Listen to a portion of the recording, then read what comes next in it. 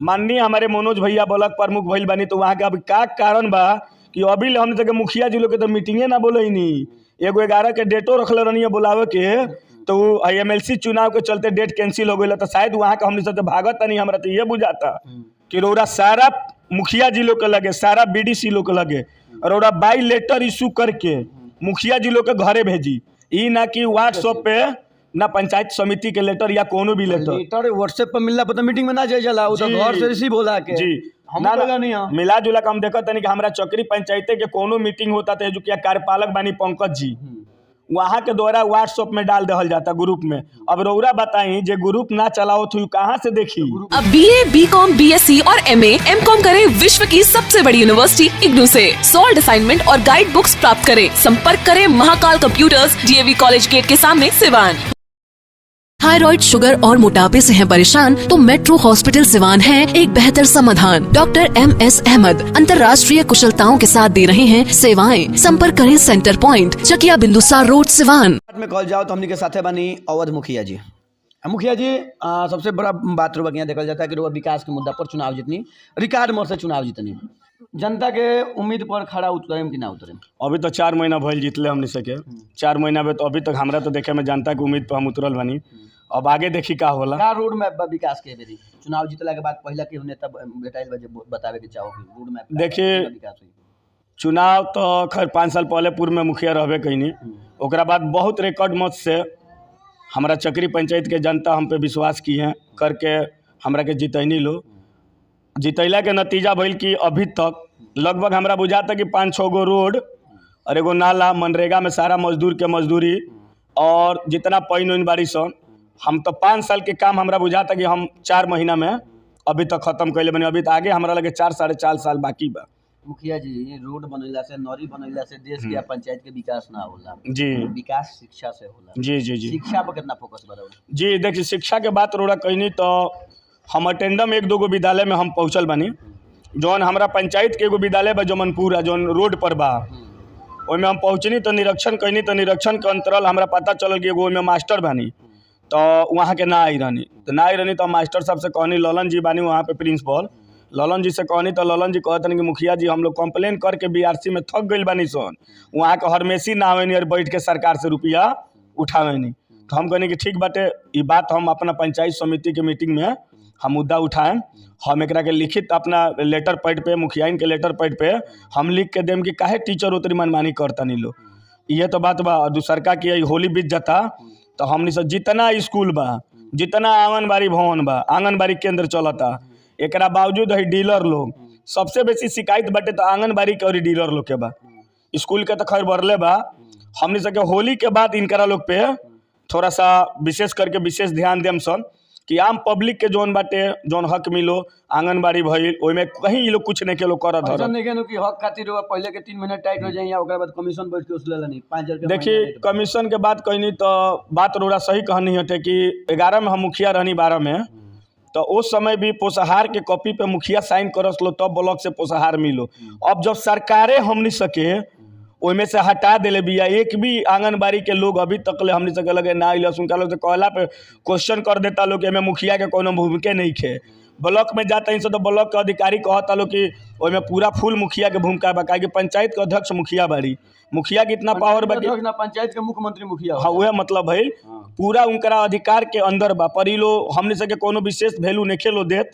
पर अब होली के बाद इनकरा लोग के टू टाइट कही जाई कि कोनो प्रकार के जब कमीशन खातिर की काम खातिर ना काम खातिर कही जाई। कमीशन के जहाँ तक ले सवाल रहल तो कहाँ से कमीशन वो लोग दिलो, जब वो लोग काम करी लो ठीक। और जब हम लोग से काम लेम तो कमीशन के तो कोनो बातें नहीं है। पूर्व में मुखिया जी कमीशन लेते रहनी कि का करते रहनी, ये तो खैर हम ना बताएं कि वहाँ के द्वारा का भइल का ना भइल। हमारा द्वारा ये रौरा फर्स्ट आइल बनी जीतला के बाद हमरा और यही तरी महीना में हम रौरा से उम्मीद करें कि अगर जहाँ भी हमारी गलती कोनो पकड़ी रौरा तो जो किया तुरंत हमरा के अपना एती में हमर गोद ले पंचायत एकरा हम गोद ले रहनी तो याद हो कि चुनाव के पहले। जी जी जे तरी रोई चक्री पंचायत के गोद लेले बनी, जे तरी जनता हमरा के इतना बहुमत से जितैले बिया ठीक। कहीं से भी हमरा तरफ से कोनो प्रकार की 5 साल में कोनो ऐसा दिक्कत ना हुई कि जौन रौरा शिकायत करे के मौका हमरा से मिली। प्रति प्रणाली के का व्यवस्था भइल? हाँ प्रति पे देखिए रौराई रहनी तो प्रति पे हम कहनी तो जीतेम तो हम नाला बनवाएं। 15वीं वित्त आयोग से उ नाला निर्माण होत रहल। पूरा प्रति के लोग ने अइलस आके कहता कि खौर में पानी ना गिरी, जौन पूर्व मुखिया सिखा के भेजलन कि क्या पानी खौर में ना गिरे के चाही। तो हम इंजीनियर से कहनी तो इंजीनियर कहलस कि मुखिया जी खौर में पानी ना गिरी, सरकार के नियम आइल बाटे कि टैंक बनावे के बा, एगो सोख्ता छोटा छोटा सोख्ता 4-5 गो, ओकरा बाद एगो बड़का टैंक बनावे के बा। टैंक के माध्यम से पानी जमावट होई, एक जगह पानी जमावट होई, पानी रिफाइन करके धरती में अंदर चल जाई, लेयर ना भागी। जौने तरह अंतर्गत हमने समझ किया 400 फीट में 400-500 फीट में बीच में नाला और कहीं कहीं सोखता हुई में हमसे दे तनी सन। ओकरा बाद ओकरा के हम मनरेगा के अंतर्गत वो रोड के हम ढलवा देम जहाँ तकले पुल बा वही जा तकले, मतलब मान के चलिए कि 15 से 20 दिन 1 महीना में वो रोड के समस्या खत्म हो जाए, नलों के समस्या खत्म हो जाए वही जा। जी समस्या खत्म हो जाए पक्का। जी पक्का। अभी तो काम लग गई, अभी तो देखे के मिलत है वही जा, पर खत्म हो जाए। पंचायत समिति रो क्षेत्र में ना आवेला लो, लेकिन वो अपन प्रखंड के यहाँ लो तो एगो छठ घाट के निर्माण होता। जी वो जा पुरान ईटा लगता, पुरान ईटा कोनो माने एस्टिमेट में आवेला क्या सरकार के? देखिए वो पंचायत समिति से होता। सबसे पहले तो बाकी पंचायत समिति लोग बानी लो, तो यहाँ लोग जैसे कि यहाँ लोग अपन अधिकार भी बा या जोन भी बा, यहाँ लोग तो मुखिया जी लोग के ऊपर भी रहता नहीं लो। ठीक, पंचायत समिति के मान ली कि 15% इन्वॉल्व बानी लो हमारा पंचायत में, और 15% जिला परिषद बानी लो, और 70% खुद मुखिया बानी सो सरकार के गाइडलाइन के द्वारा।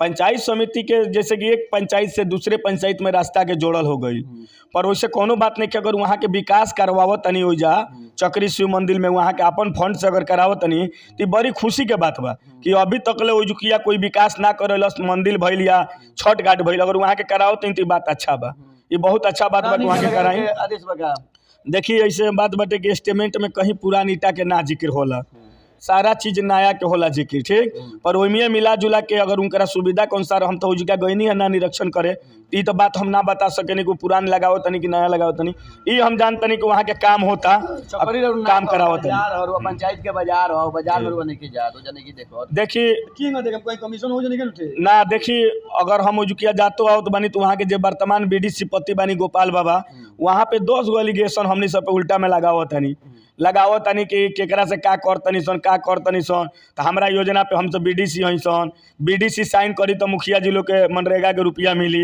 ऐसा क्वेश्चन सुने के आवत वहाँ के द्वारा कि हमने से का फायदा बा वहाँ से पूछ के। ठीक, नया चुनाव जीतल बनी तबे ना अपन अधिकार नहीं जानत, पुरान रहती तब तो वहाँ का अधिकार जानती अपन कि हमारा अधिकार का बा ना। देखिए रौरा अपन तुलना मत करी, रौरा तो जिले के चलावत नहीं तो रौरा अपन अधिकार स्वयं जानतनी कि हमारे का बा। वहाँ के बीडीसी बानी तो अपन बीडीसी के अधिकार क्षेत्र में अपन काम करी, वैसे हमरा कोनो आपत्ति नहीं है। हम उम्मीद करें कि अगला बेर जब सदन के बैठक हो तो क्वेश्चन उठे के चाहिए ना, तो ओकरा बाद फिर मुखियो जी के भलाई नहीं खे, ओकरा बाद वहाँ के देखिए राजा भाई, सबसे पहले बात बा कि हम तो बानी मुखिया पति, और हमारे मुखियाइन जयन सदन में पंचायत समिति के मीटिंग यानी उहे सदन हमनी सके ह माने उतना बढ़िया के ना बोले सुनी ना बात, उतने उहे सदन हमनी सके ह कि मुखिया जौन अपन हक के आवाज बा जौन उस समिति में उठा सकेला। माननीय हमारे मनोज भैया ब्लॉक प्रमुख भइल बानी, तो वहाँ के अभी का कारण बा कि अभी हमने सके मुखिया जी लोग के तो मीटिंगे ना बोले ही नहीं, एगो 11 के डेटो रखले रहनी बोलावे के, तो IMLC चुनाव के चलते डेट कैंसिल हो गई, तो शायद वहाँ का हमने से भागत नहीं, हमारा तो ये बुझाता वहाँ के हमसे बैठक बोलाई का मुखिया जी लोग के साथे समस्या बा, वहाँ के हमसे समस्या के निदान करी। हमने से वहाँ के ब्लॉक प्रमुख न बनी, बीडीसी के का समस्या बा वहाँ के निदान करी। हमसे के साथे अफसरशाही का होता पंचायत में के तरी हमसे झेलत तानी सन, ये हमसे आवाज केकरा लगे उठाम सन।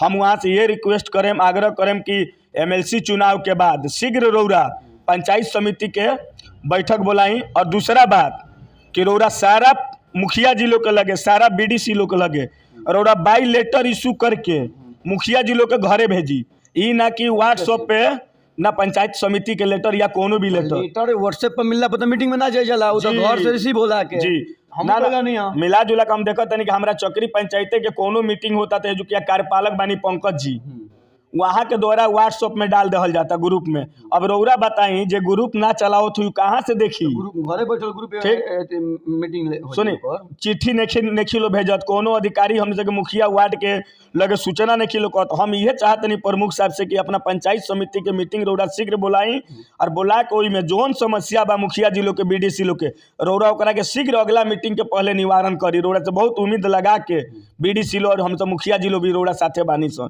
रौरा बैठक बुलाई, ओई में कुछ मुद्दा बा हमारा पंचायत के, जैसे कि स्कूल के रौरा कहनी है पचबरवा, तो पचबरवा स्कूल के रोड गिर गई बा 5 साल 6 साल 7 साल के बाद रोड गिरल। तो ओकरा के हम मनरेगा के अंतर्गत पोखरा खोनवा के ओकरा के रोड बनवाएं। स्कूल खातिर उतना हमरा लगे पर्याप्त मात्रा में राशि बाना, पंचायत में राशि बाना, ओकरा खातिर पंचायत समिति में योजना के हम लिख के देम, वहाँ के हमारी योजना पारित करी, तब वहाँ के पंचायत से बनवाई, ना तो BRC से जो शिक्षा विभाग के होला ओकरा से शीघ्र हमारे पचबरवा स्कूल बनवाई, जमनपुरा स्कूल के रिपेयरिंग कराई, बहलिया स्कूल के रिपेयरिंग कराई। हम लिख खुक के वो दिन हमने सन देम सन। जी चलिए RTPS काउंटर वगैरह ना चलेला? जी जी देखिए देखिए पंचायत भवन पर हमारा चक्री पंचायत भवन अम्बेडकर भवन बा, जौन अम्बेडकर भवन पे पूर्व के मुखिया जी के द्वारा ऐसा कोनो विधि व्यवस्था को कायम नहीं रखल गई, जौना चलते दूसरी बात की RTPS हमारा पंचायत में कहीं ना चलेला। यहाँ पे तो जो भी अधिकारी बानी अभी तक ले 4 महीना भइल हमारा जीतल, 4 महीना में कोनो अधिकारी सक्षम होके हम सके लगे अभी अबे ना कहीं लो। हमने सके तो अभी तक ले इहो ना जाननी सके पूर्व मुखिया मतलब कि का करेले बारन कोनो योजना से, काहे ना 15वीं हो, काहे ना 14वीं हो, काहे ना कोनो हो, 5वीं हो, ठीक 5वीं हो, ये अभी तक ले कोनो अधिकारी ना। का कारण बाटे कि चक्री पंचायत के मुखिया से अधिकारी अभी भाग के रहता लो और पंचायत में लो जात लो और पंचायत में नहीं खेलो रहत। हमारा चक्री पंचायत में रोड़ा जाई तो एगो विकास मित्र बानी रामू कुमार, वहाँ के लगे चाबी रहता, एगो चाबी केकरा लगे रहता मुखिया जातरी पंचायत के, कोई हमारे वार्ड जाता रह तो ना टेबल के कुर्सी के ठीक बा ना टेबल के ठीक बा, फोन कही जाता तो भी लोग आके ताला खोलता लो। मतलब बहुत विधि व्यवस्था से हमने सब पंचायत में दुखी बानी सब। चलिए बहुत छोटा प्लेटफॉर्म लंबा बातचीत नहीं हो सकत। हमारा टीम से मिलकर कैसन लागल?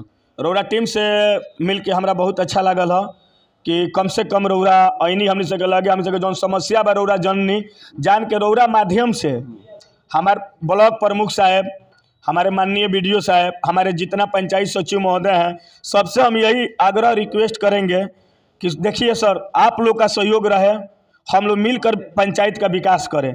एक दूसरे से कब तक हम लोग भागे रहेंगे? भागने से तो कोई काम नहीं चलेगा। सभी लोग मिलकर सारे व्यवस्था को हम लोग सुंडून बनाएं, अच्छा बनाएं, उसको हम लोग चलाएं, क्योंकि हम लोग के ऊपर प्रतिनिधि के ऊपर जितना उलझन होता है, हम लोग अपना बात किससे कहेंगे? हम अपना बात ब्लॉक प्रमुख से कहेंगे, BDO से कहेंगे, पंचायत सचिव से कहेंगे। होली के बाद हम लोग मिल रहे हैं, मिलकर हम लोग बात उत करेंगे। आपके टीम से यही हम उन लोग से संदेश पहुँचाना चाह रहे हैं कि वो लोग कम से कम कहें। और हमारे वार्ड भाई भी आए हुए हैं, मनरेगा ही चल रहा है तो इसमें 2-4 वार्ड हैं जो जैसे हम इनार बना रहे हैं, तो हमारे भौजू वार्ड हैं जेजोरी के, वो कह रहे हैं कि मुखिया के कौन पावर बाटे कि इनार बने, तो वार्ड की योजना हो, सामने नहीं कह रहे हैं, बाहर से आके कह रहे हैं। तो हम उनको भी संदेश देना चाहते हैं, या अभी जो भी वार्ड भाई हैं उनको भी हम संदेश देना चाहते हैं कि देखिए, आपका जो मताधिकार है, आपका जो योजना है 7 निश्चय, उसमें आप काम कराइए। हमारा जो मनरेगा है, जो पंचायत का लॉगिन 5 लाख तक है, उसमें अगर हम लोग काम करा रहे हैं, उसमें कोई अनियमितता हम लोग बरत रहे हैं, तो अब आप लोग को हक बनता है कि आकर हमसे कंप्लेन आप लोग कीजिए। उसमें आप लोग आइए हमारे साथ में साथ मिलकर गांव को विकास किया जाए। उसमें कोई भी भागीदारी ना आपका है ना मेरा है, वो मजदूरों का भागीदारी है, ठीक, गोटबाजी ना हो, कमीशनबाजी की बात ना हो कि मुखिया जी आप हमको 5 गो हाजिरी दीजिए, मुखिया जी हमको 1 हाजिरी मत। आइए, आप मेरे वार्ड हैं, हम आपके मुखिया, हम लोग दोनों एक अंग हैं, दोनों मिलकर पंचायत को हम लोग विकास करें। और जब ऑटोमेटिक विकास करेंगे तो गवर्नमेंट हम लोग पे ध्यान देगी ही, विकास होगा। अगला मुद्दा हम लोग का रहेगा चुनाव में कि विकास हम लोग किए, हम लोग जीतेंगे। तो वार्ड भाई लोग से भी हैं, जो भौजू वार्ड हैं, बार बार हमारे बारे में लोगों से कंप्लेन कर रहे हैं, उनको कोई भी गिलवा शिकायत है डायरेक्ट आकर हमसे कहें, हमारे मुखिया से कहें, नहीं है तो हमारे अधिकारी गण से जाकर वो कहें कि हमारा क्या बनता है क्या नहीं बनता है। कौन हम काम करवाएं, उनको काम आएगा तो हम लोग थोड़ी रुकेंगे, स्वयं कराएंगे। नहीं के अभी समिति के बैठक नहीं के भाई, जब समिति के बैठक होला तो ओकरा बाद एगो प्रोसीडिंग मिलेला, एगो पेपर मिलेला, पेपर में सबकर कार्य क्षेत्र बांटल बा, हमनियों के मिलल बा, हम देखैले बानी वो कार्य क्षेत्र के अनुसार काम करें। आ वार्ड से आप लोग छटपटाइन लो मत, पक्ष विपक्ष छोड़ दी लो, ऐसे कि मुखिया प्रतिनिधि है या ना मुखियाइन हुए रहन 5 साल, तब 5 साल तक एगो दाल ना गोली, 5 साल तालमेल बना के चली लो तो कि विकास हो। और वार्ड साहब लोग बात सबकर बात हो जाई। बहरहाल वीडियो देखने मैच बॉक्स पर बना रही, मैच बॉक्स के साथ है।